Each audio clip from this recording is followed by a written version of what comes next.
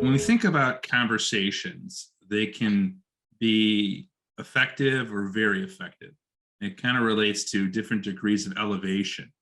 And I want you to reflect on job interviews for a second. We've all been through job interviews and we realize we can really excel at the interview, and there's different degrees of effectiveness. And it sort of relates to different mountains. When we look at Mount Fuji, it's a formidable mountain at 12,000 feet, but any able-bodied person can climb Mount Fuji. So that's sort of the equivalent. When you're on a job interview, you do well enough that you're offered the job. You know, your answers are compelling, nice stories, metaphors. That's nice, that's successful. Then you can think of Denali.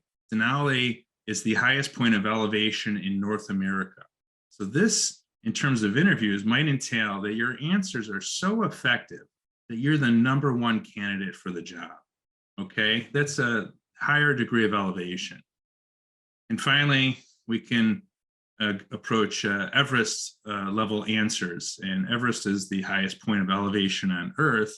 And you're in a job interview where your answers are so effective that they invent a job for you, right? They say, we want you so much, we're going to invent a job for you. And because you're so compelling. So this, I think, is a fair introduction to answer intelligence. It's about how elevated can our answers be in our most important conversations.